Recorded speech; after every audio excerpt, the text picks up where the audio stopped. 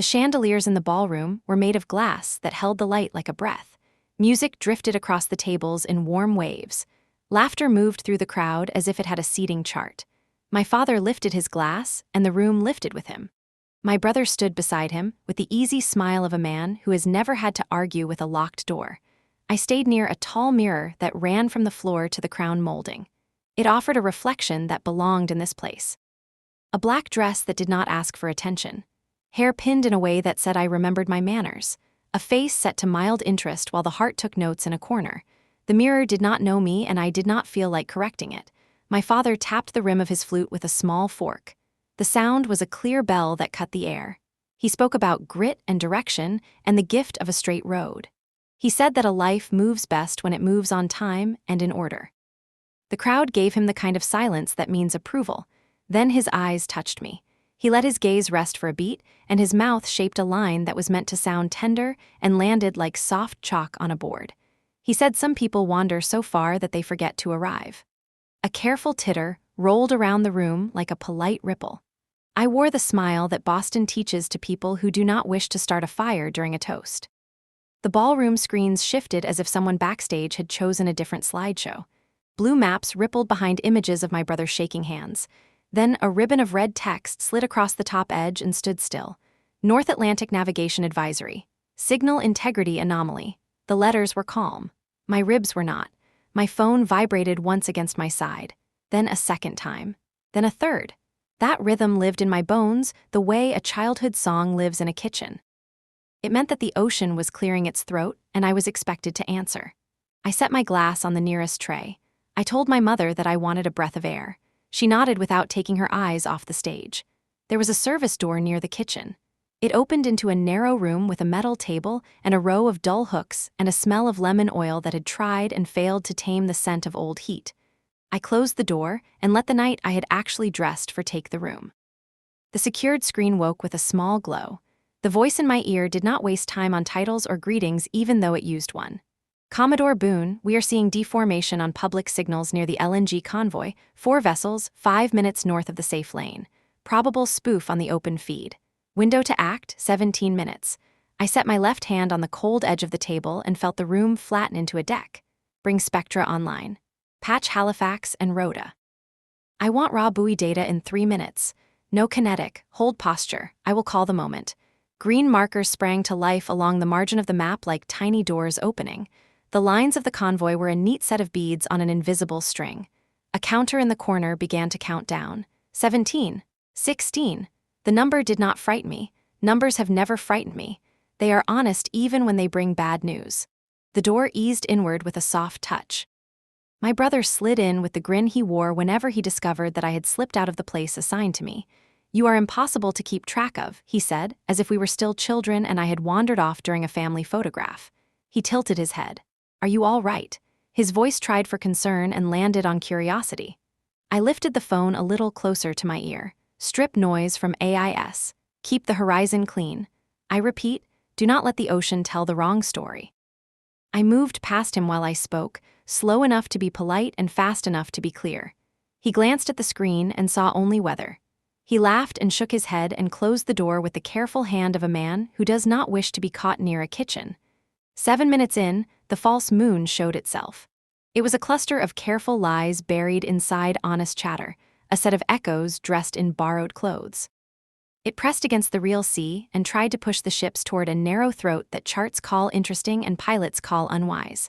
I let my breathing drop into my belly the way a swimmer does before the long pull. Cut their phantom. Return the convoy to the true line. Portugal patrol to the windward edge of the chop. Make our wake look like weather. Let them believe that the night turned kind on its own.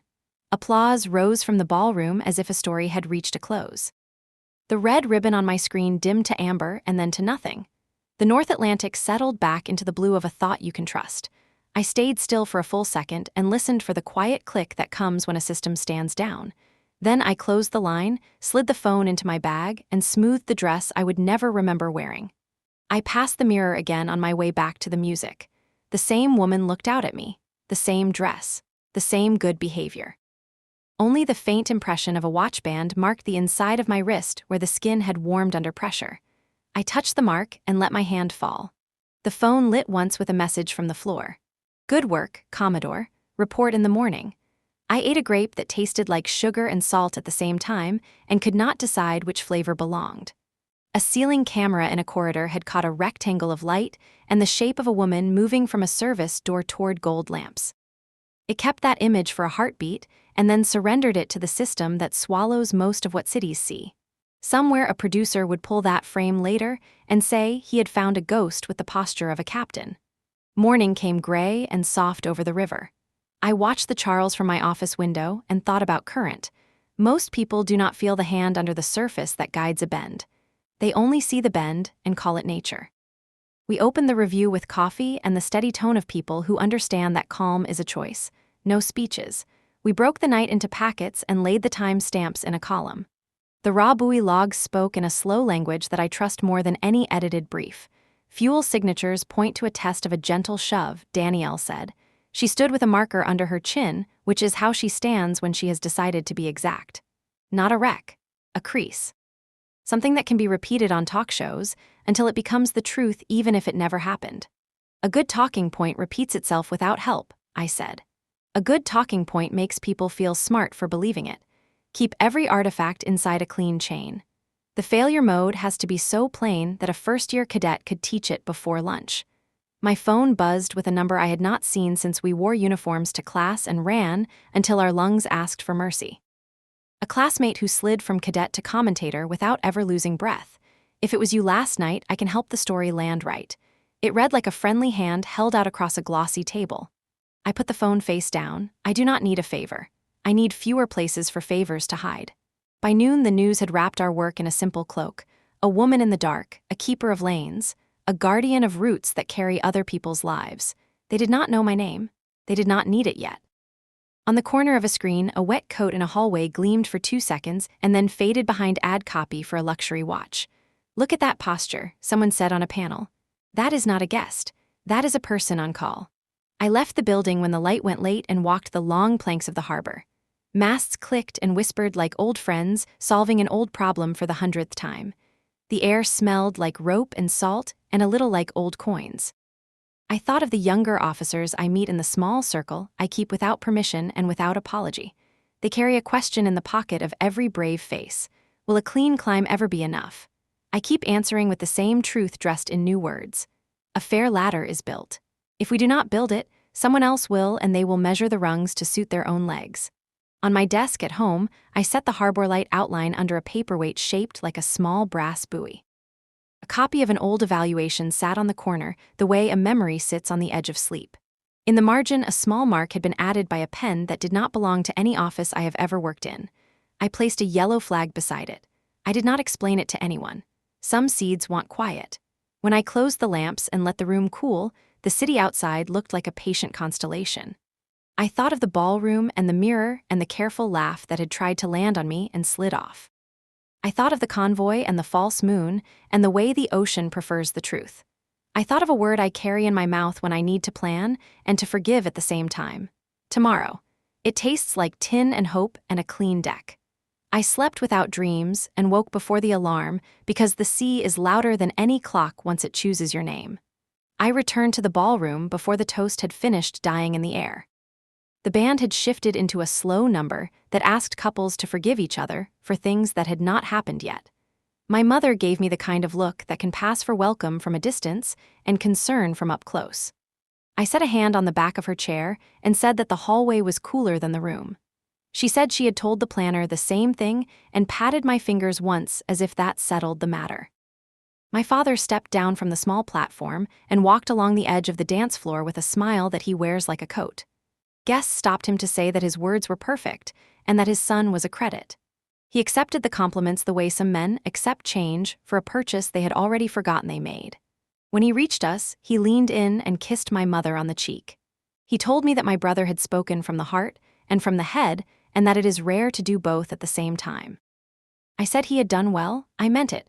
Praise is easier when it is true. He looked past me at the service door as if it had said his name. For an instant, the smile paused.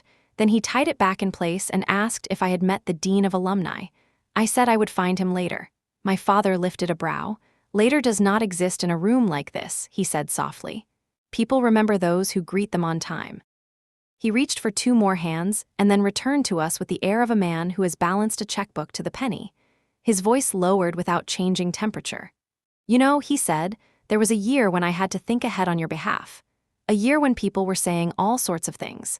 His eyes flickered to my mother and then to my brother on stage cutting a cake with the event manager. He touched the back of a chair and finished in a tone that claimed the high road. We all do what we can to keep the family on a steady line. He let the sentence rest there as if it had reached its own conclusion. I felt the floor steady under my shoes. The chandeliers hummed. In the glass of the mirror, I watched myself decide that the moment did not require a reply. Silence can be a small kindness. It can also be a small blade. My brother appeared with a plate and a grin that had learned nothing new in the last hour. He pressed a fork into my hand. Taste this. It is the good kind of buttercream. I tasted it. It was the good kind. He leaned in and whispered that a local station wanted him for a morning segment about discipline and that he would say no because discipline does not need a camera. I told him that saying no on camera would be very on brand for him. He laughed, hugged me with one arm, and was gone again before I could return the fork. Near the bar, a cluster of guests had formed around a screen where a replay of the red ribbon advisory scrolled in the corner beside sports results. 2 men watched it the way men watch a small puzzle after dessert. One said it was overblown. The other said that if it had been a real problem, someone would have done something dramatic. I crossed the room and asked the bartender for seltzer with a twist. I let the slice of lime bump against the ice while the men solved the C. A woman in a blue dress sidled up beside me and spoke to my reflection rather than to my face. I like your calm, she said. You look like someone who keeps her own weather. I thanked her. She asked what I did. I said I worked near ships. She said she gets seasick and prefers mountains. I said I get mountain sick and prefer lines drawn on water that only appear if you know how to look. We both smiled at our own pictures and then moved on without exchanging names. When the band took a break, the room discovered its own voice. The murmur widened and found corners to settle into. I stood near the big doors that opened to a balcony. Cool air teased the silk of the heavy curtains. For a moment, I thought about stepping outside and letting the city erase the edges of the room. Then a young man with a camera on a strap stopped me and asked if he could take a candid for the family album. He was polite in a way that suggested training and nerves. I told him that the candid he wanted had probably already happened. He said candids never happen. They are made. I let him take one. He thanked me as if I had given him a ride home. The night closed without incident.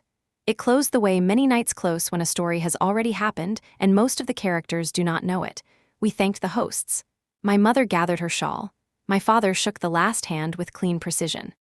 He said to me in the tone he uses for gentle advice that the older he gets the more he values the appearance of steadiness.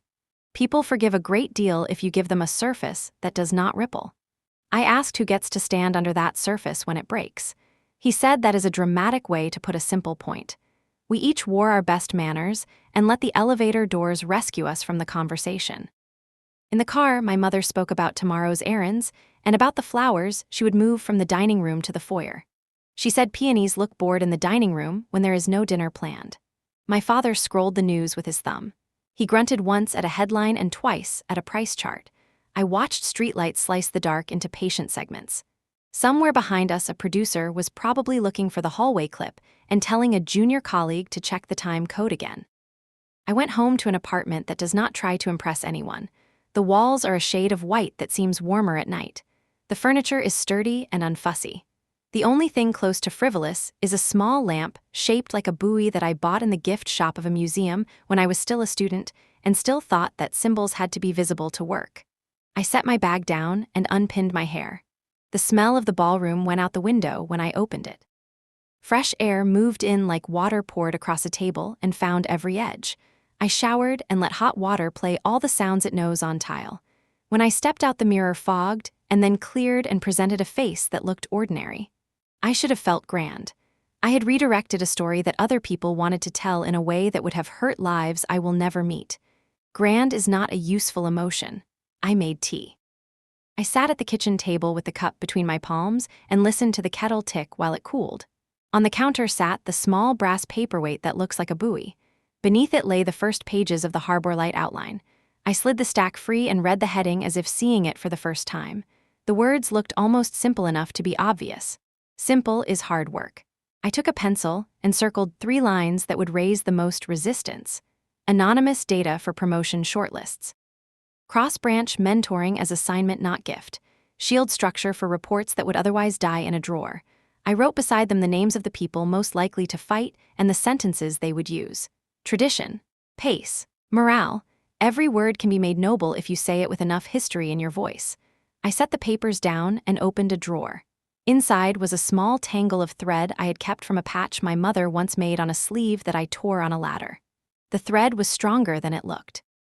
Her hands were steady even when her mouth was not. I touched the thread and put it back. I was not ready to hold that kind of softness in the same hand as the pencil tonight.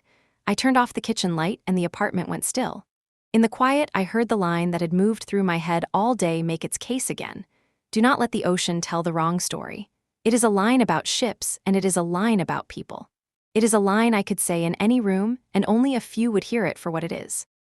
Sleep came in pieces. A window shade clicked. A siren wrote itself faintly across the wall and moved on. The hour when the body usually rests entirely did not visit. I woke before the alarm the way I often do and lay looking at the ceiling. Morning had not yet decided to arrive. I let my mind rehearse the day without letting it predict outcomes. That is the only fair rehearsal. The city stretched. I made coffee. I read a page of notes about buoy spacing in bad weather for no reason except that it felt like brushing my teeth. At the office, the light through the glass was a pale blue that made everything look clean even when it was not. I love that hour in a building. The day has not yet put its weight on anyone. People walk in at their normal height. Danielle arrived with the second coffee of the morning and a face that said she had slept but not deeply. She set the cup down and asked if I wanted the raw plots on paper or screen. Paper, I said. The hand understands curves better when it can trace them. We stood shoulder to shoulder and matched the night to the reports. Signals that had tried to pretend to be weather. Weather that had tried to pretend to be a reason to turn back. Human choices that leaned on bad math. I drew a line down the middle of a page and wrote on one side story and on the other side evidence. It is easy to forget which column you are in when you are tired or proud. I kept my pencil moving between the two, forcing my brain to switch lanes and signal before it did. By mid-morning, a producer from a network left a message with the front desk that a segment about the future of sea security would be incomplete without a voice like mine. The receptionist relayed this as if she were telling me about a complimentary basket in the lobby. I told her to say thank you and that we were not available this week. I could feel Danielle glance at me without turning her head. We have to tell the story, she said later in a tone that had measured a risk without judging it. We will, I said. We will tell it to the people who write the rules. The panel will be there when we are done. She nodded and did not push. She is good at saving her push for the place where it will matter. I spent an hour with a junior officer who had been told at her last review that she was promising but not quite ready. The words had been delivered with a smile. Smiles can add weight to a dismissal because they promise there is nothing to be angry about. I asked her to walk me through her last 3 months as if I were an uninterested machine. She did. The work spoke clearly when she gave it the chance. We tagged metrics that a committee could not swat away with a phrase. When she left, her shoulders had moved a small degree away from her ears. It is a minor miracle when a millimeter inside a body becomes a mile. After lunch, I found myself staring at the copy of the old evaluation that I had flagged the night before.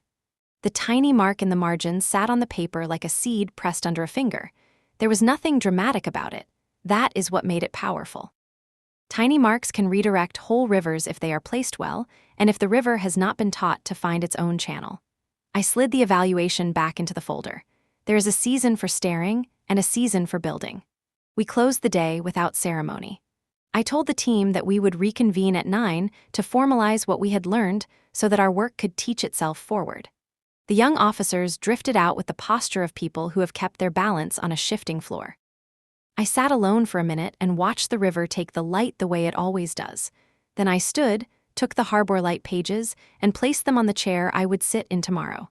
It is a small trick I use. I cannot begin the day without moving the work out of the way, and in moving it I accept that it is mine to carry. That night, I walked home instead of calling a car. The sidewalks of Boston have a patient knowledge to them.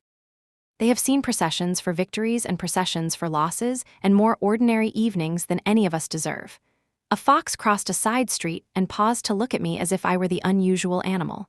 I told it quietly that we were both out late for honest reasons. It moved on without complaint. At my building, the doorman nodded and said that the rain had decided to visit tomorrow instead. Good, I said. The ocean prefers clear instructions. He laughed without understanding me and told me to have a good rest. I told him I would try. In the elevator, I watched the numbers rise and felt the small lift in my stomach that I have always liked. I unlocked my door and stepped into the quiet. I placed my phone face down on the counter. I washed a glass so clean it showed no memory of what it had carried last week. I set it on the rack with its brothers and let the sound of it touch down be the last sound of the day. In bed, I let my lungs count a steady pattern. In through 4, hold for 2, out through 4. The city pressed its ear to the window and listened. Somewhere in a newsroom, a frame from a ceiling camera was being sharpened one notch more. Somewhere at sea, a buoy blinked in the dark and then blinked again. I slept at last, in the ordinary way, which is to say I trusted the water to hold what it could until morning. Morning arrived with a thin silver light that slid across my desk before the city had finished yawning. The Charles looked calm from here, a mirror trying its best to remember the shape of wind. I sat with coffee and the quiet tick of a radiator that never learned subtlety. Calm is a good disguise. It makes you believe that a day will obey you. By 7, the building had begun to hum. Doors clicked, shoes tapped, printers warmed their small throats. Danielle came in balancing 2 cups like offerings. She placed one near my elbow without ceremony. The steam carried the smell of toasted almonds. She asked if I had slept. I said I had closed my eyes. That was enough truth for this hour.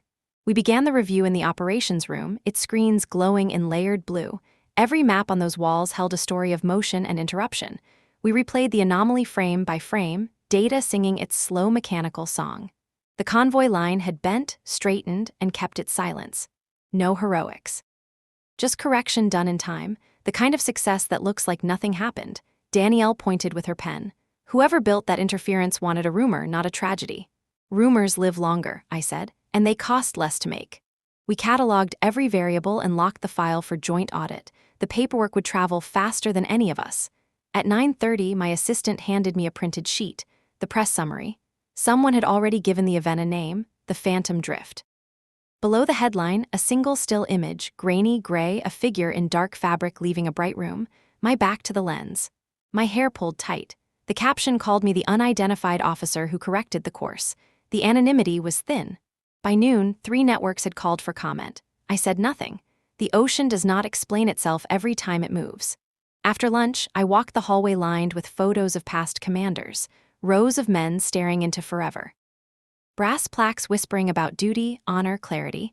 None of them looked as if they ever doubted the order of things. I touched the frame of Admiral Levinson, my old instructor, and wondered what he would think if he saw the feeds today. He once told me that doubt is a storm you learn to steer inside your own skull. I carry that storm like a compass. At 2, we met with the NATO liaison team. Screens glowed, voices folded over one another in practiced calm.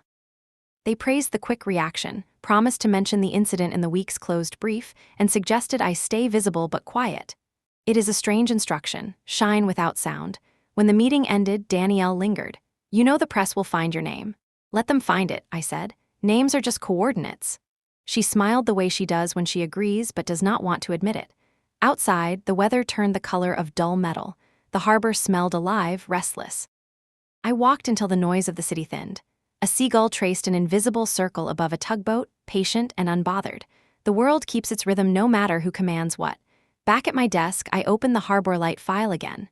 Its first page looked too clean for the amount of resistance it would meet. Reform always starts with good paper. I added 2 more points to the outline: cross-branch rotation for mentorship and independent oversight of performance reviews. The language felt surgical. It had too much emotion, and the proposal would bleed before it reached the table. At 5, a message from an unknown sender arrived. If it was you, thank you. The right people noticed. No signature, no context, I deleted it. Gratitude from strangers carries hooks. I packed my things slowly. Through the window, the river turned gold, then black. Streetlights blinked on, one by one, like cautious thoughts.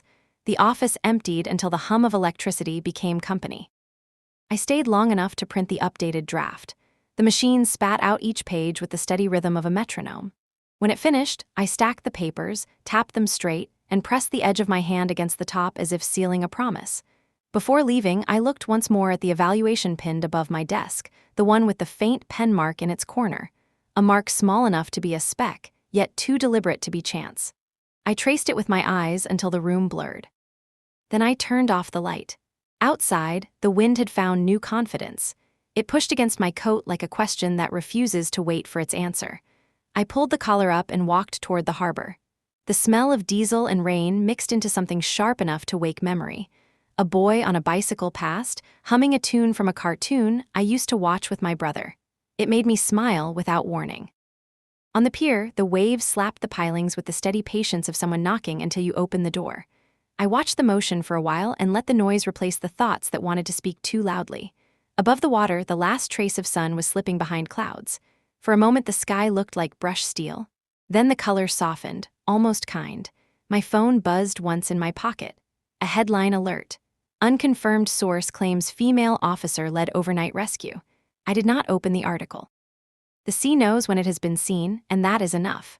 A tug's horn echoed across the channel, deep and cert. I whispered a thank you to no one in particular and turned back toward the city.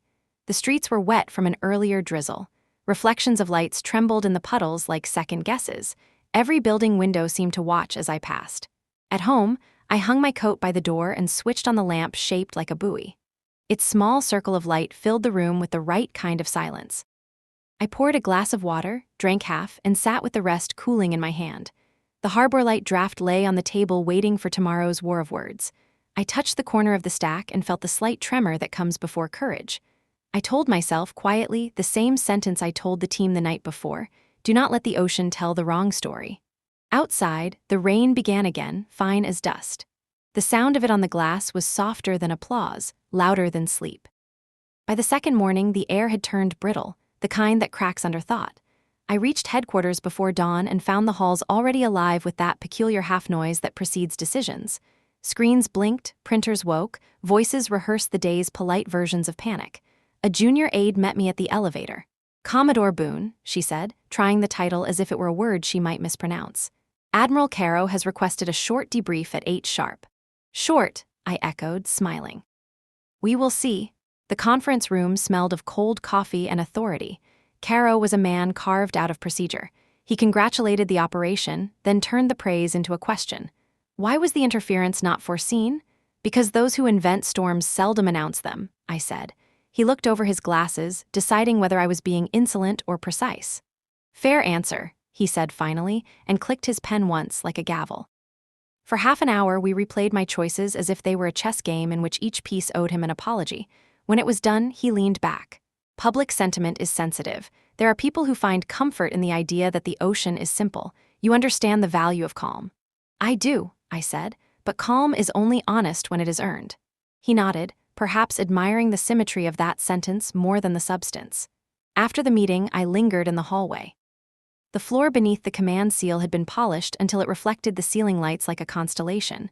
My reflection hovered there too, a ghost with paperwork. I thought about how often leadership is mistaken for posture. Danielle intercepted me with a tablet in hand. "Press has a follow-up. They want to confirm that a woman was in charge of last night's correction. The phrasing is deliberate." "Of course it is," I said. "They want a gender, not a person.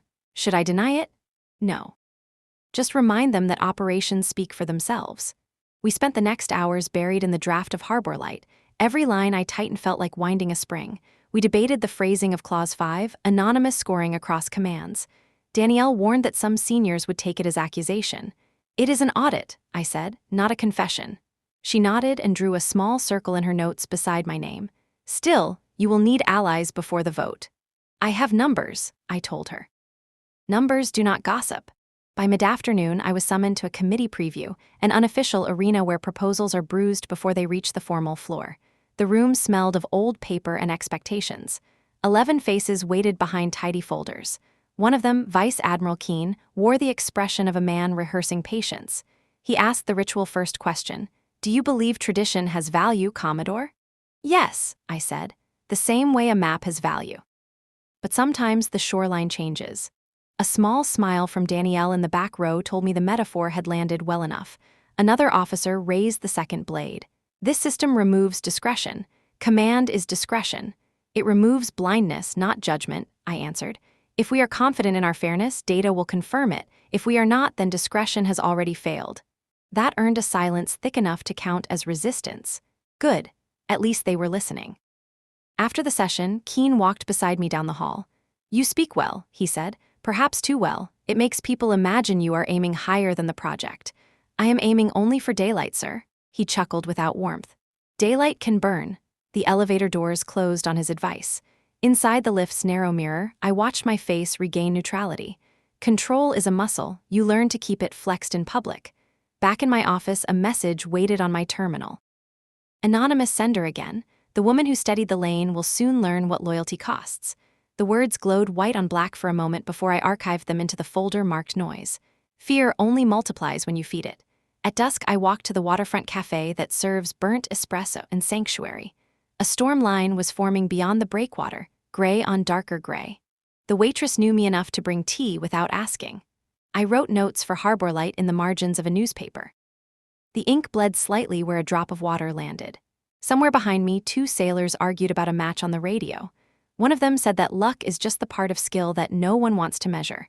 I wanted to turn and tell him he had defined my job. The rain began as a whisper on the awning, then grew confident. I stayed until the first flash of lightning turned the sea into glass.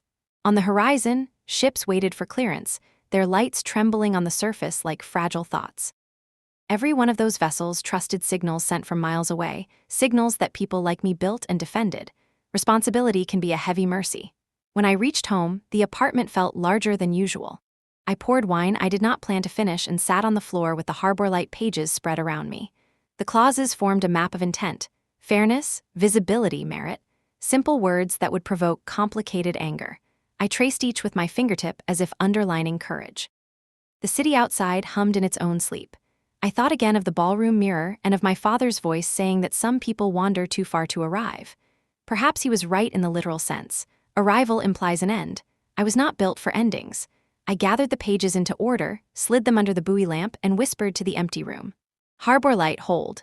The lamp's reflection shimmered on the glass of the window, faint but steady, like a signal answering from across water.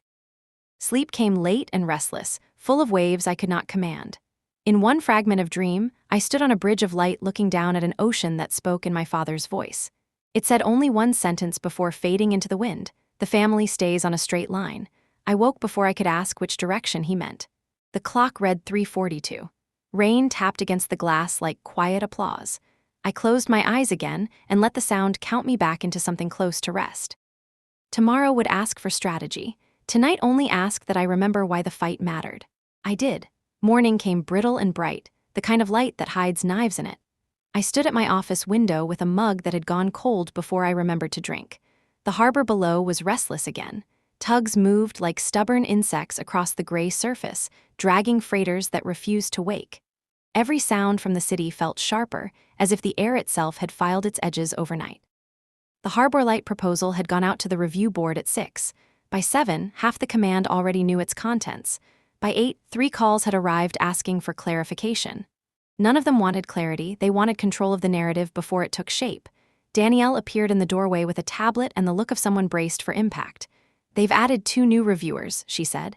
Keen and Patel, both loyal to Caro. Good, I said. Every reform needs its skeptics. They make the eventual victory cleaner. She raised an eyebrow. You really believe that? No, I said, but it sounds calm when I say it. At 9 we entered the first feedback session. A long table, cold coffee, faces rehearsed into neutrality. Each officer took turns dressing resistance as concern. The most common word was heritage. It floated across the table like incense. Heritage of command, heritage of trust, heritage of discretion.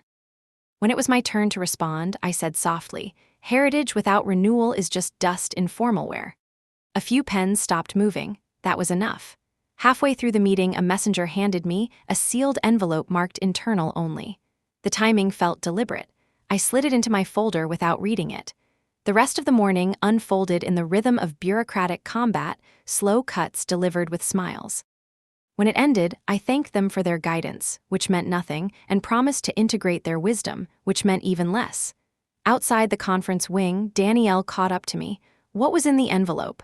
I have not looked, I said, but since they wanted me to open it in front of them, I thought I'd save the satisfaction. In my office, I broke the seal. Inside was a memorandum stamped discretionary review, past conduct. Boon K attached was a single photocopied page from my own service file, the old evaluation with the tiny handwritten mark in the margin. Beneath it, a note in neat script, origin of annotation currently under verification. Someone wanted to remind me that every reformer has a past. I placed the memo flat on the desk and studied the handwriting again, the slope of the letters, the careful restraint. It looked maddeningly familiar, the way a melody half-remembered can ruin silence. I set the paper aside before recognition could finish its work. By noon, the building buzzed with the rumor that Harbor Light had already been shelved. It had not, but rumor travels faster than fact because rumor does not stop to verify coordinates. I walk the corridors anyway, unhurried. People lower their voices when the subject walks by. It's human nature. I listened without turning my head. Words like ambitious and reckless mixed with right about time, both sides of prophecy. At one, the Admiralty Mess hosted an informal lunch, which meant a round table of calculated questions. Caro himself presided with a gracious air. "Boone," he said, "I admire your energy, but you must see how this system could unsettle morale. Men like stability." "Men," I said, smiling, "like fairness more than they admit. They mistake it for stability because they have rarely experienced both." He tilted his glass. "A poetic answer, be careful. The Navy is not built on poetry." "No," I said. "It's built on order, I'm just adjusting the rhythm." The table laughed a polite collective laugh, but I could feel the static beneath it. By the time dessert arrived, I knew Harbor Light had become a battlefield even before it reached the floor. Back upstairs, Danielle and I locked the door and laid out the opposition list. Each name carried a small set of likely objections. We rehearsed counterarguments until the daylight went pale. The process felt like fencing with invisible opponents. Every thrust met a rumor instead of a blade. When we paused for breath, she asked quietly, "Do you ever regret choosing this kind of war?" "Regret is a luxury," I said. "It requires time to sit still. I am still moving." As night folded over the harbor, I sat alone in the blue light of the monitors. The reflection of my face on the glass looked like a ghost assigned to guard its own secrets. The memo lay open beside me, the mysterious handwriting patient as ever. I reached for my phone, scrolled to my father's number, and stopped before pressing call. My hand froze halfway through the motion. There are questions that only sound like forgiveness when spoken aloud. I set the phone down. Through the window, I watched the cargo cranes blink in synchronized patience. Somewhere beyond them, the ships waited for instructions, trusting signals from people they would never meet. Faith, in its purest form, is technical. I turned off the lights, leaving only the faint green glow of the Harbor Light logo on the screen. The name suited it better every day, a beacon that promises safety yet demands precision. If you misalign it by a degree, it can pull you into rocks. Reform is no different. As I locked the door, the hallway was empty except for the janitor mopping in long, deliberate strokes. He nodded without looking up. "Long day, ma'am?" "Getting longer," I said. He smiled. "That means you're still in it." The elevator doors closed and the world shrank to a hum. My reflection floated against the brushed metal. The mark on my evaluation burned at the back of my mind. I whispered to the reflection before the doors opened again. "Who were you protecting, Father?" The next morning began with a fire drill that was not a fire. Legal had flagged Clause 5 as a potential exposure vector, which is the sort of phrase that arrives when someone wants you to feel reckless for being careful. The advisory memo wore the same tone as a polite warning before a storm. Danielle read it twice and underlined nothing. Underlining implies you intend to negotiate with the sentence. "We can narrow the scope on the first pass," she said. "Pilot the anonymous scoring in 2 commands. Show the deltas, make the third rail look like a handle." "Good," I said. "If they cannot lift the weight, they can at least touch it." We reworked the language before 9. Shorter clauses, fewer commas, every sentence like a rung you can step on without thinking too hard about falling. While we edited, my terminal chimed with a message from Public Affairs proposing a gentle profile piece. I declined with a sentence that could be read as gratitude by anyone who needed to feel thanked. At 10, a whisper reached us that a minority bloc planned to circulate a countermeasure.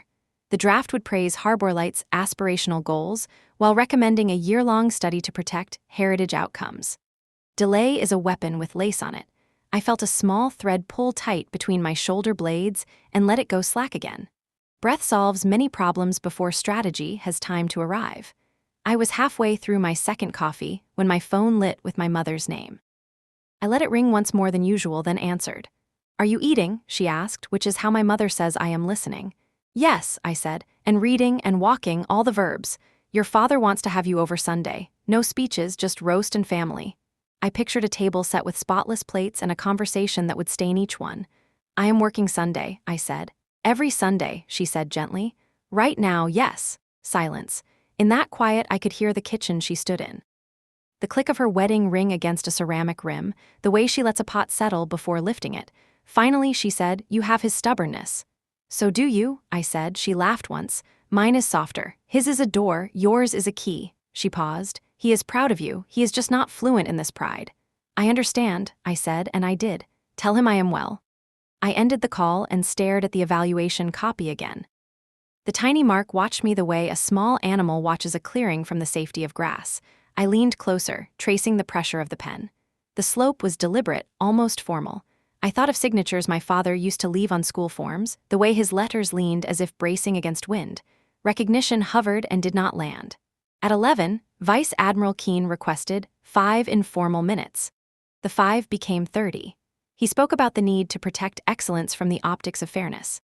He used the word delicate more than once. I let him finish the composition he had practiced in his head, then replied with the tone I use when I refuse without making the refusal a story. "Excellence that cannot survive measurement is performance art. We run ships, not salons." He smiled like a man who respects a blade while deciding whether to sheath his own. Right after lunch, the sabotage arrived wrapped as courtesy. A leaked draft of Harbor Light circulated with one crucial sentence subtly altered. Where I had written anonymous performance data will inform promotion slates, the draft now read anonymous self-reported data will inform promotion slates. One word had moved, and with it the spine of the idea. The edit made the program look naive. It made me look careless. Danielle closed the door, set the printed leak on the desk, and exhaled out of her nose. "This is surgical." "Then we treat it like a tumor," I said. "Trace the vessel, clamp, cut, suture." We gathered provenance in under an hour. The change had appeared in a buffer account used by a clerk in a separate directorate. The clerk insisted on a mistake. Mistakes do not choose the precise word that will drain a plan of blood. I drafted a correction notice and sent it to every inbox that had touched the file, then posted the clean draft to the internal board with a line that would read as calm to anyone who needed calm. For clarity, the authoritative text is as follows. There is a dignity in refusing to raise your voice. By mid-afternoon, the countermeasure memo hit the wire. Phrases we had predicted bloomed on the page. Heritage outcomes, cohesion risk, need for longitudinal study. The recommended delay was 11 months. I wrote the number on a sticky note and stuck it to the edge of my monitor. It looked like an anchor disguised as confetti. At 4, we took our case to a swing vote who prefers to be courted in quiet. Rear Admiral Solari kept his office cold enough to make ice jealous. He listened with his hands steepled, a pose that either meant he was praying or preventing his fingers from saying what he thought. I walked him through the mechanics. Danielle showed the pilot data. He asked 3 shrewd questions and no foolish ones. When he stood to end the meeting, he said, "I am old enough to remember when merit sounded radical. It should not." He did not promise anything. He told his aide to send me the procedural calendar.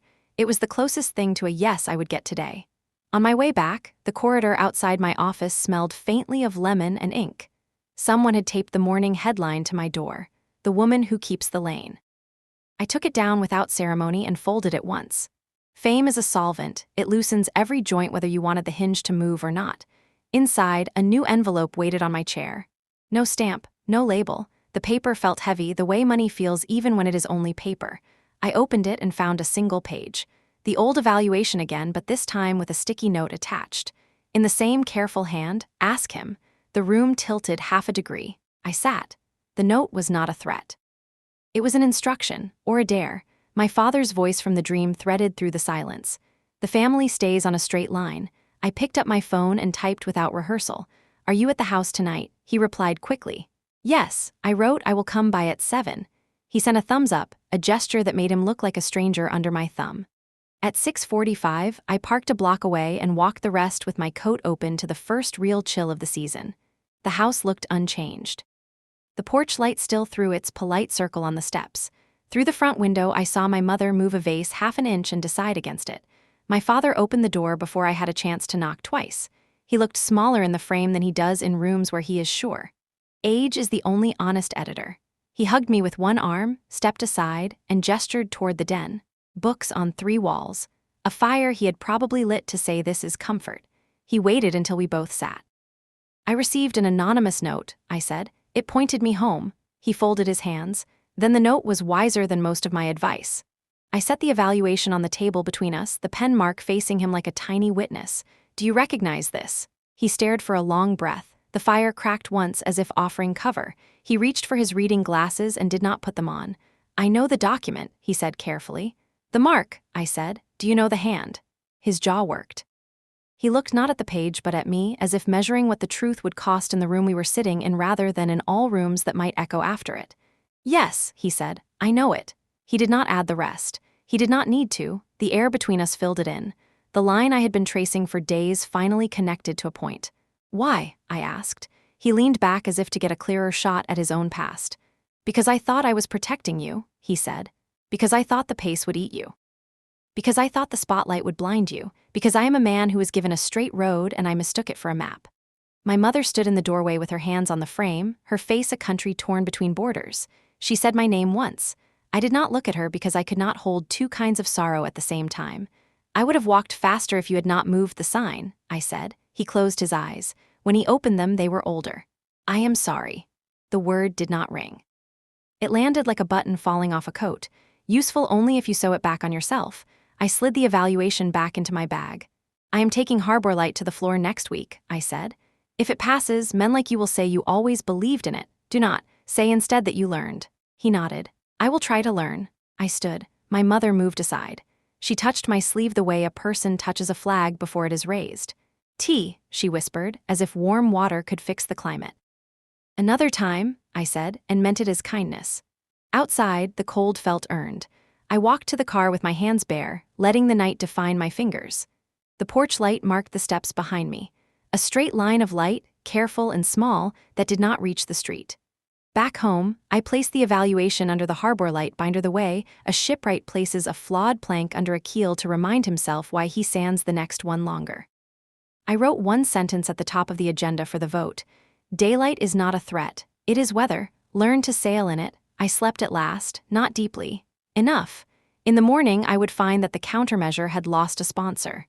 Solari had sent a note with no adjectives and a simple conclusion. Proceed to vote. Data precedes preference. For now, the city breathed. The river shifted in the dark. Somewhere at sea, a buoy blinked twice and then once again, as if answering a question I had finally asked out loud. The vote was set for Thursday. By Monday, the air around headquarters had thickened into something that smelled faintly of rumor and printer toner. I could feel it when I stepped out of the elevator, the way a sailor feels pressure drop before rain. Everyone was polite, everyone smiled, but every smile contained arithmetic. How much to gain, how much to lose, how much to pretend either number mattered. That morning began with a message from Rear Admiral Solari. Brief me before 9. Alone. I walked into his office carrying 2 folders, Harbor Light's clean draft and the damage log of all the leaks. He sat behind a desk that looked wide enough to land a drone on, arms folded, expression unreadable. You plan to walk this bill straight through the storm, he said. Sir, storms don't clear by waiting, I replied. He studied me the way teachers study handwriting, searching for the error they know is there. They will test you in public, Commodore. They will ask whether you wrote this alone. If you say yes, they will call it arrogance. If you say no, they will call it manipulation. You understand the game. I do. Then play better than they expect. He slid the folder back and said nothing more. That was Solari's blessing, a silence shaped like trust. By noon I was back at my desk, buried in simulation charts. Danielle leaned against the doorframe sipping cold coffee. They want you on a pre-vote talk show, she said. Which network? The one that smiles while sharpening teeth. No, she grinned. I told them the same thing. She moved closer, lowered her voice. There's another leak, smaller this time. Someone quoted your father in an internal memo. Says he once advised against rapid advancement for family reasons. My breath paused halfway between ribs. They're using family now? They're running out of data, I nodded. Then let them reach for ghosts. We'll bring light. Danielle left. I sat there with the hum of the computer filling the space she had taken. The old photograph on my shelf, my family at a summer pier, all sun and squint, looked suddenly like evidence. I turned it face down. At 5, my mother called again. You told him hard truths, she said. Yes. He deserved them, but he hasn't stopped staring at that paper. He wrote on it first. She sighed, the kind of sound that tries to lift guilt out of the air and fails. You both think the same way, you just use different weapons. Promise me, after all this, you'll find a gentler one. I'll try, I said, and maybe I meant it. That night the briefing hall filled with staff officers waiting to see which way the tide would turn. The ceiling fans churned the heat into circles. I stepped to the podium and began with numbers, not metaphors: promotion variance by gender, retention delta across branches, correlation between mentorship, cross-bearing, and operational safety. The room listened because math does blush. Then I spoke of people. Fairness is not charity, I said. It's maintenance. Without it, the structure rots from the beams you can't see. When I finished, the applause was thin but real. Solari met my eyes across the room and gave a nod, barely visible, perfectly sufficient. Afterward, I walked the long corridor toward the exit. My shoes echoed against marble that had heard too many promises. Halfway down, I noticed a familiar silhouette waiting near the double doors. My brother. He wore civilian clothes now, pressed and cautious. Dad told me, he said. Which part? That he slowed your promotion once. And he thought he was protecting the family name. He was protecting comfort. He hesitated, maybe both. We stood there with the hallway lights flickering overhead. He looked older than I remembered, or maybe just uncertain for the first time. Kali, he said, you're going to win this vote. What happens after? I keep working until the win becomes ordinary, I said. That's the point. He smiled faintly. You sound like him when you say it. I sound like myself, I said, and walked out into the cold. The city had emptied into night. My breath rose in small clouds that vanished before they learned to become ghosts. Down by the water, lights trembled along the masts of sleeping ships. I leaned on the railing and watched reflections break and mend themselves again. Tomorrow the committee would announce its recommendation. I could already feel the noise building, the interviews waiting, the endless hands ready to claim a piece of what they once resisted. Still, for this 1 minute, the world was quiet enough that I could hear the harbor breathing. A gull screamed somewhere out over the dark, and the echo came back softer, like forgiveness rehearsed but never spoken. I closed my eyes and whispered to the air, hold steady, harbor light, just hold. The tide lifted once against the pier, as if answering. Morning brought a sharp light that made everything look too honest. The city was loud already, the kind of loud that happens when people believe something important is about to occur. At headquarters, the corridor outside the committee room was lined with faces pretending they weren't waiting for history. The doors opened at 9 sharp. Inside, the air carried that thin electric hum that precedes a verdict. Solari sat in the center. Keane and Patel flanked him like parentheses around a statement no one had agreed upon yet. I took my seat and placed the folder on the table, its corners already soft from too many rehearsals. Danielle stood at the back, pen in hand, ready to record the outcome no matter how it cut. Caro cleared his throat and began with the preamble, words polished until they lost temperature. The board acknowledges the vision and the risks of Project Harborlight. After thorough review, we find the proposal structurally sound, though operationally ambitious. Our recommendation is to adopt the pilot framework under supervision of Command Analytics, effective immediately. It took me a second to process the phrasing. Pilot framework, supervision, effective immediately. It was a yes, wrapped in layers of conditional fabric, but it was still a yes. Solari's eyes met mine. He didn't smile, only nodded once. Caro finished with a neutral benediction. We will monitor implementation for unintended turbulence. The phrase earned polite laughter. I stayed still, measuring the size of the victory and the cost of it. When the session adjourned, officers flooded the hallway like water released from a lock. Some stopped to congratulate, some to assess whether the tide had turned in a direction they could claim to have predicted. Danielle caught my arm. You did it, she whispered. Even if they'll pretend it was their idea tomorrow. Tomorrow is their problem, I said. Today is work. We spent the next hours drafting the announcement.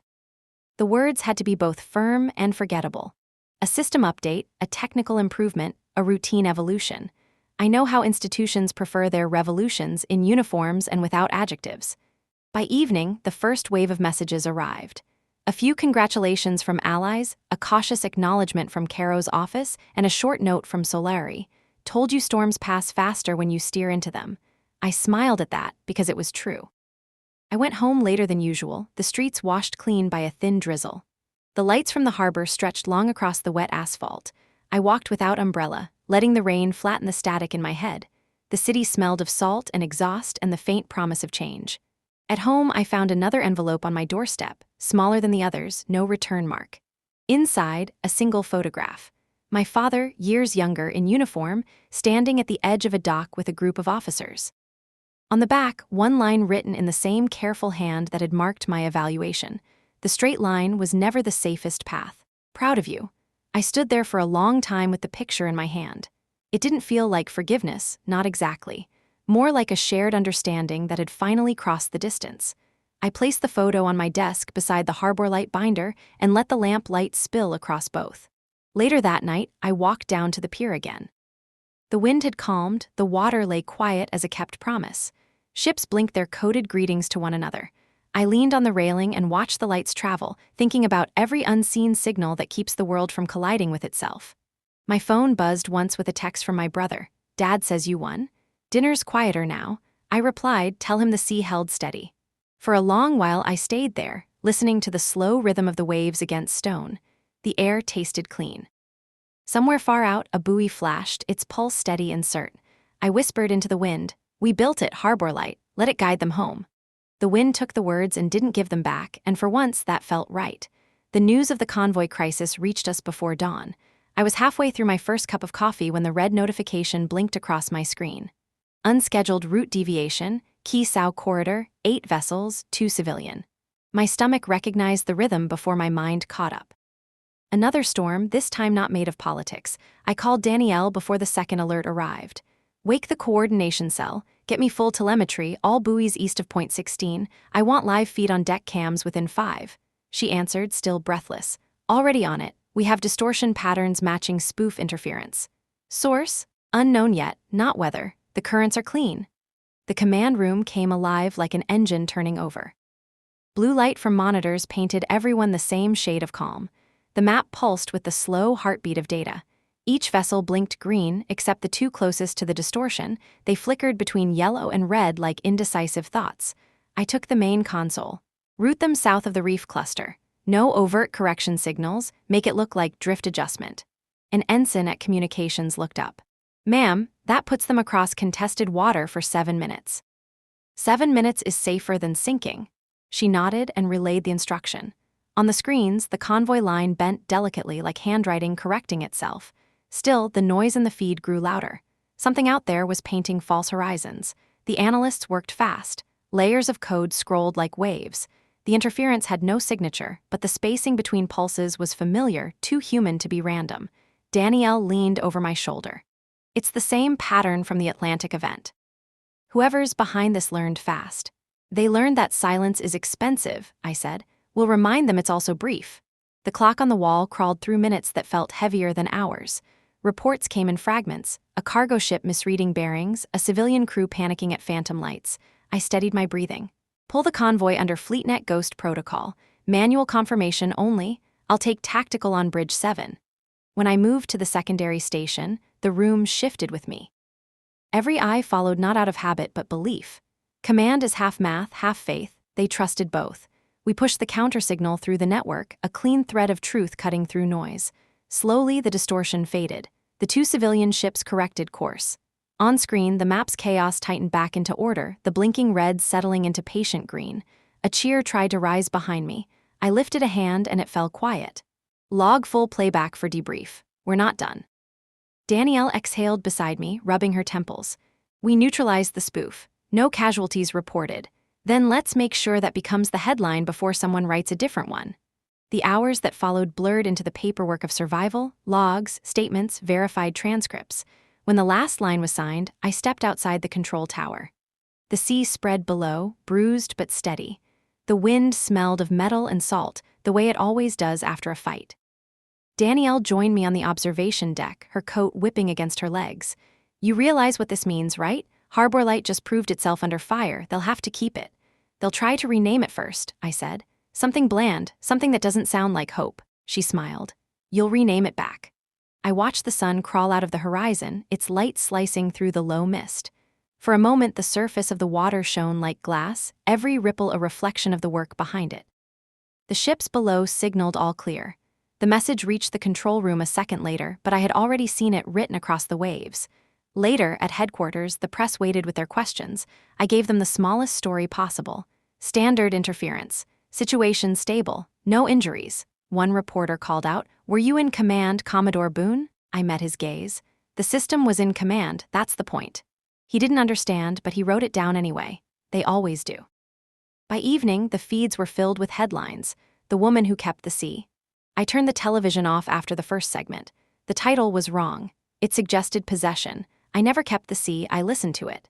That night, as I sat in my office signing the final incident summary, I received a message from an encrypted line I hadn't used in months. Impressive control, Boone, but remember, storms come from the same sky that clears them. There was no signature, but the phrasing reeked of Caro. I deleted it. Outside, Boston glittered like a patient constellation. I imagined each light as a vessel moving through its own fog, guided by unseen hands. The thought steadied me. When I finally returned home, the buoy lamp on my desk flickered once as if greeting me. I touched its base and whispered, still holding. The light steadied, a small, steadfast answer in a world full of noise. Sleep came late, but when it came, it was quiet. For the first time in months, I didn't dream of storms. The calm after a storm is rarely kind. It arrives quiet but heavy, the sort of quiet that makes people whisper because they mistake silence for safety. The morning after Kisau, I walked into headquarters to find the air already bending under rumor. Success had turned radioactive. Everyone wanted to stand near it without getting burned. Danielle met me in the hall. Her eyes said more than her words. Caro's office is circulating a review memo. They're calling it an oversight check on Harbor Light. An audit? I asked. Disguised as one, it's damage control with your name on the cover. I had expected it. Victories invite revision. We stepped into my office, shut the door, and looked at the memo together. The language was sharp, precise, written by someone who understands that accusation is most effective when it sounds like concern. Centralization of authority under singular command protocol poses structural risks. It was a sentence meant to sound reasonable and read like a warning label on my career. They're not attacking Harbor Light, Danielle said. They're isolating you from it. Then we remind them that light isn't personal, I said. It travels. She smiled faintly. Still, they're going to want a statement. They'll get one, truth, wrapped politely enough that they won't know whether to thank or fear me. At noon, I faced the review panel in a small conference room that smelled of paper and ambition. Caro led, surrounded by officers who studied me with the clinical interest of scientists observing a specimen. He began with a compliment shaped like a test. Your composure during the Kisau event was commendable, but some of us worry that central command input may have exceeded procedural limits. The limit, I said evenly, is defined by the gap between action and consequence. I closed that gap before lives fell into it. He leaned back, half smiling. You understand how this can be perceived? Yes, I said. As competence, that perception will stand even if this meeting doesn't. The faintest rustle of laughter broke from one corner before Caro silenced it with a glance. He dismissed me politely. It felt less like an ending than an intermission. When I stepped out, Danielle was waiting near the elevators. You gave them too much credit, she said. They prefer to believe I'm emotional, I replied. It helps them sleep. That evening, the news feeds carried two stories at once. One headline called me the commander who prevented disaster. The other asked if I had crossed lines in the process. Both stories used the same photograph, me on the deck, hair caught by wind, expression unreadable. That's the trick with pictures, they agree with whoever's looking. My phone buzzed with messages from journalists, analysts, former classmates pretending to rediscover friendship. I ignored them all except one. It was from Solari. Hold position. Winds change faster than you think. I didn't need more than that. Still, I couldn't shake the feeling that something inside the system had shifted again, something subtle and deliberate. Later that night, Danielle sent me a secured link. Look at this, her message said. Came from internal logs. It was a transcript of a private thread between Caro's aides discussing how to attribute Kisau's resolution to team-wide coordination. The phrase meant rewriting history, pixel by pixel, until the picture forgot who drew it. I sat there for a long time, the glow from my monitor painting my hands blue. Then I sent one sentence back to Danielle. Document everything. The next day I went to the pier before sunrise. The water looked bruised from distance, calm but carrying weight underneath. I thought of my father, of the note on the back of that old photograph. The straight line was never the safest path. He had learned it too late, but at least he had learned it. Maybe that was enough for both of us. I closed my eyes and listened to the sea, to the slow drag of waves against concrete, to the thin whine of cables shifting in the wind. Somewhere beneath the noise, I could hear Harbor Light humming, its system steady, its code running clean, guiding ships across invisible threads of faith. When I opened my eyes, the first cargo vessel of the day was moving past the breakwater, massive and unhurried, following coordinates we had rewritten together. It left a wake as soft as breath. I whispered, "That's all we needed, just one clear passage." The wind carried the words away, and this time I didn't need them back. The week after Key Sao blurred into a series of briefings that all sounded the same. Praise disguised as inquiry, questions disguised as traps. Every room smelled of printed agendas and quiet politics. The ocean had gone calm again, but on land the tide was shifting. I had just finished a security audit when Danielle appeared at my door holding a sealed folder. "Special dispatch," she said. "Couriered, not emailed." "From where?" "Internal Affairs. They're reopening the case from 3 years ago, Harbor Light's prototype stage." I took the folder. My name was on the label, underlined once in red. Inside was a single page, stamped confidential, anonymous correspondence linked to archived clearance records. Attached was a scanned letter. No greeting, just sentences written in the same precise, slanted hand I had begun to recognize too easily. I request review of Commodore Boone's advancement cycle.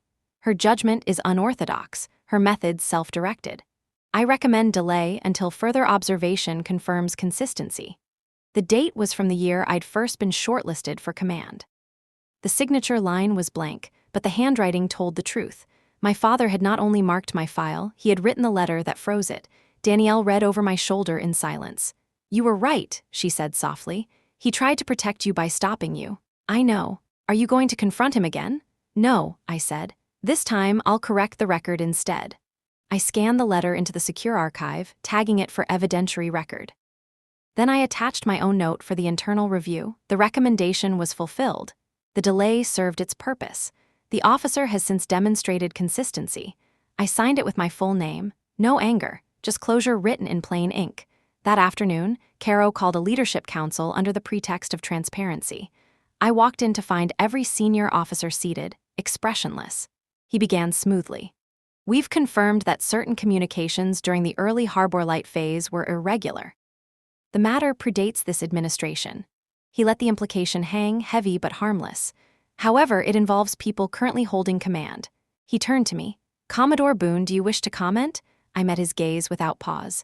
"Yes, the letter was from my father. It delayed my promotion for 1 year. He acted on fear, not malice. That fear is gone now. So is his authority over my record." The room went still.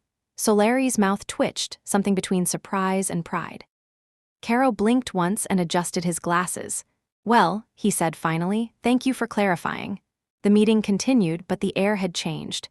Secrets lose power the moment they are spoken without apology. Afterward, in the corridor, Solari caught up to me. "You understand what you just did?" "Yes," I said. "I removed leverage." He smiled faintly. "You also gave them a story to tell. Make sure you're the one who tells it first." That evening, I recorded a short internal briefing, a controlled statement for the record. "Harbor Light was built to remove bias from systems," I said into the camera. "Its architect is not exempt from the same principle. Every judgment, even when made in fear, deserves to be seen in daylight." When I finished, the room felt lighter. The truth, once documented, weighed less than rumor. At home, I opened the window to the night breeze. The sea beyond the city glimmered faintly under scattered clouds. Somewhere out there, the buoys blinked in perfect rhythm, steady, honest, incorruptible. I thought of my father again, of the photograph. Of his last words that night, "I'll try to learn." Maybe this was what learning looked like, not forgiveness, not punishment, but accuracy. I turned off the lamp and let the dark settle around me. Tomorrow, they would announce the public rollout of Harbor Light across 3 fleets. The name would stay. The system would expand. And for the first time, the line between legacy and progress would no longer feel like a wall. Sleep came easier that night. I dreamed of light moving through water, straight, slow, and unafraid of depth. The announcement came faster than expected. Overnight, the media picked up the leak that Harbor Light would be unveiled as a joint NATO maritime protocol. I woke to the sound of my phone vibrating on the nightstand, followed by Danielle's voice, already awake and sharp. They moved the schedule forward. Press conference in 3 hours, you're leading it. I sat up, rubbing sleep from my eyes. So soon? They want the story before Caro can reshape it. That means today. By the time I reached headquarters, the lobby was a blur of cameras and uniforms. Lights flashed. Microphones waited like open mouths. The official podium stood beneath a navy blue banner bearing the words Harbor Light Integration Initiative. Behind it, a row of flags, all pretending to agree with each other. Danielle handed me a folder. Keep the statement short. Focus on coordination, not victory. Coordination, I repeated. Right. Caro arrived last, smiling for every camera. He took his place at my side, expression carved from marble. We'll open together, he said. You close. Of course. I smiled back, though we both knew what the order meant. The press officer gave the signal. Caro stepped forward and began the performance. He spoke of unity, shared responsibility, technological progress, every word polished to reflect him. Then he gestured toward me. The officer who designed the operational framework will now speak on its principles. I approached the microphone. The lights were hot against my face. For a moment, the noise of the crowd dissolved into a single sound, the soft, rhythmic pulse of my own breathing. I began slowly. Harbor Light is not about command, it's about clarity. It ensures that decisions at sea are guided by data rather than hierarchy, by evidence rather than assumption. Last week, during the Key Sao event, the system held steady. But its strength lies not in avoiding failure, it lies in proving that fairness can be faster than fear. I saw Caro shift slightly beside me, as if unsure whether to smile or interrupt. The room was quiet in that suspended way that precedes applause, but isn't certain it's allowed. I finished before anyone could reclaim the silence. We don't command the sea, I said. We listen to it. Harbor Light was built to hear truth in the noise, that's all. The applause came then, tentative, then widening, like rain that learns to fall again. Cameras flashed. The questions began. How does it change accountability? Who maintains oversight? Is this a challenge to tradition? I answered each with calm precision. Transparency is not a challenge, it's maintenance. When the conference ended, Caro shook my hand in front of the cameras, his grip tighter than courtesy required. Elegant words, he murmured. Try not to believe all of them. I don't, I said. Only the ones that work. He let go first. By evening, the footage had circled every network. My inbox filled with messages, some congratulatory, some cautious, a few from names I hadn't heard in years. My brother sent a simple text. He watched. He said nothing. But he stayed until it ended. That was enough. Later, when the building emptied and the night turned quiet again, I returned to the operations deck. The lights were low, the screens asleep, the hum of machines steady like a pulse under the floor. I stood there for a long time, letting the silence wrap around me. Harbor Light was officially live across 3 fleets. Every ship on that map now carried a fragment of the code we had built from sleepless nights and stubborn hope. I thought of the women and men standing watch in the dark, trusting that invisible light to guide them clear. On the horizon, through the glass, I could see the faint outline of ships heading out. Their navigation lights blinked in calm succession, a quiet Morse of survival. I touched the cold glass with my fingertips and whispered, "Hold steady, wherever you are." Behind me, Danielle's voice broke the silence. "We made it." "We did," I said. "Now we keep it honest." She smiled. "That's the harder part." When she left, I stayed alone a little longer. The harbor wind moved against the windows, soft but certain. Somewhere in that dark, the buoys pulsed in time, one flash, then another, repeating, reminding. I picked up the photo from my desk, the one my father had sent. The ink on the back had faded slightly, but the words were still legible. "Proud of you." For the first time, it didn't feel like contradiction. I set the photo down beside the glowing Harbor Light emblem on my screen. The 2 lights reflected together, steady and aligned. Outside, the tide shifted. The city breathed.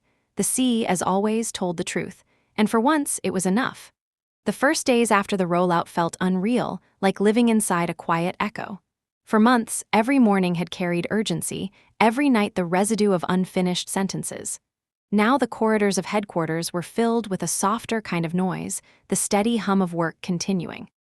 Harbor Light had gone from rebellion to routine in less than a week. That was how success announced itself, not with fireworks, but with silence that no longer needed defending. I arrived early, long before the others, and walked through the operations deck. The monitors glowed with maps of movement, fleets like constellations sliding across deep blue. The data feed scrolled smooth and steady, no red flags, no alarms. The system was doing what it was built to do, what we fought to let it do, listen better than people can. I touched the edge of one screen. The glass was cool, almost damp from the air conditioning. "You're holding steady," I whispered, though I wasn't speaking to the machine. Danielle came in carrying 2 coffees. "You're here too early again," she said. "So are you?" I didn't want to miss the calm before the next storm. "There might not be another one," she smiled. "There's always another one." That's why we built this. We stood there for a while, both staring at the endless pulse of light on the monitors. The map looked peaceful, but I knew peace was just a rhythm we hadn't broken yet. Later that morning, a message came from Solari's office. He wanted to see me, no agenda attached. I found him looking out the window of his corner suite, a mug of tea in his hand. "Do you know what I like about this city?" he said without turning. "It's never still. Even when it looks calm, something underneath keeps moving." "I've noticed," I said. He set his mug down. "They're going to offer you a seat on the Strategic Council. Not yet, but soon. You've earned it. Just remember that power comes disguised as conversation. Choose what you answer." I thanked him, though the words felt too small. He nodded, smiled briefly, and said, "Your father would have been proud, not just because you won, but because you didn't turn it into revenge." I walked out into the hall, letting that sentence settle. It was strange how a compliment could feel heavier than a reprimand. By afternoon, the news had already reached me. Harbor Light's first autonomous handoff had succeeded flawlessly. No manual correction, no lag, no human interference. The algorithm had read the current, adjusted the signal, and guided a tanker safely through narrow waters near Marseille. It was only a test, but still, it meant everything. Danielle burst into my office without knocking. "It worked," she said, breathless, like she'd just run a race. "I saw. This changes everything. Maybe it just changes what people are willing to believe." She laughed. "You sound like a poet again." "I sound like someone who's finally tired enough to be honest." We opened a bottle of cheap champagne left from the launch. The cork hit the ceiling tile, leaving a small dent that neither of us bothered to apologize for. She poured 2 glasses, her hand still shaking slightly from adrenaline. We clinked them together and didn't say anything. When she left, I sat alone in the office and looked at the city from 30 floors up. The harbor lights blinked in their familiar rhythm, the same pattern I'd memorized long ago. I thought about my father, not the officer, but the man who'd once taught me to swim in water so cold it bit the skin. He used to say that the trick wasn't to fight the current, but to learn where it wanted to take you. Maybe he'd been trying to teach me something bigger all along. On my desk lay the original Harbor Light draft, edges frayed, corners bent, ink smudged from the months of use. I picked it up and read the first line again, to bring clarity where power prefers shadow. I had written it as an idea. Now it felt like a memory of something we'd actually done. I looked out toward the sea, the dark surface broken by steady light. Somewhere out there, ships were moving along invisible lines we had drawn. They didn't know my name, and they didn't need to. That was the point. For the first time in years, I felt something like peace, not the fragile kind that hides behind quiet, but the kind that stands unshaken in the middle of noise. I turned off the lights and let the office fade into dusk. The city glowed beneath me like a promise kept.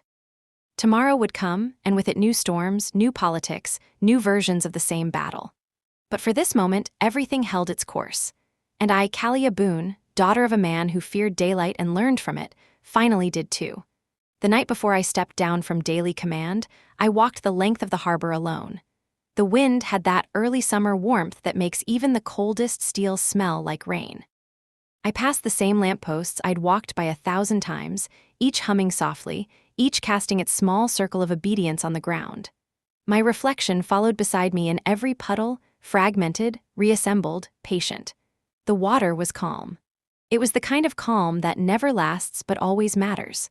Somewhere out beyond the dark horizon, ships were moving because of a code that began on a scrap of paper in my apartment. It still amazed me how something as fragile as handwriting could turn into something as strong as order. Tomorrow the fleet would run without me. Harbor Light would be overseen by a younger team, some of them officers I'd once mentored, some I'd argued with. That was the right ending. A system isn't successful because it needs you, it's successful because it does. I reached the end of the pier and leaned on the railing. The city shimmered behind me, its lights quivering in the water like thoughts that refused to fade. I thought about my father. His absence had become a softer shape now, less shadow, more memory. The last letter he sent still sat in my desk drawer. I had never replied, but sometimes I caught myself speaking to it when the nights were long. He had written, "You were right to move faster than me. I was wrong to call caution wisdom." I whispered into the dark, "I didn't move faster, I just stopped waiting." The wind took the words and folded them somewhere I couldn't follow. When I turned back toward the city, I saw Danielle walking toward me. She was holding 2 cups of coffee, just like the first morning we met. "Thought you might be here," she said. "You don't know how to end things quietly." "I'm trying." "You won't succeed. You'll start something else before breakfast." "Probably," I said and smiled. We stood side by side, watching the horizon. The buoys blinked in their rhythm, each pulse clean and deliberate. She lifted her cup toward them. "To the light that listens." I lifted mine. "To the silence that answers." We drank, and for once there was nothing left to fix, no argument to win. Only the sound of the tide shifting and the low thrum of the city finding its rhythm again. When she left, I stayed behind. The harbor had begun to glow with the first light of morning, that pale gray before sunrise when everything looks suspended between memory and possibility. I closed my eyes, let the salt wind touch my face, and listened. Not to orders, not to data, just to the sound of the world holding steady. I opened my eyes as the first ship of the day slipped past the breakwater. Its wake caught the early light, scattering it in thousands of small directions. That was how truth moved, I realized, not in straight lines, but in echoes. I took a breath deep enough to taste the sea. "All right," I said quietly. "Time to go." The wind shifted. The horizon widened. And somewhere out there, where the light met water, the name Harbor Light kept its promise, steady, silent, unafraid. The sea, as always, told the truth. And this time, I let it speak without me.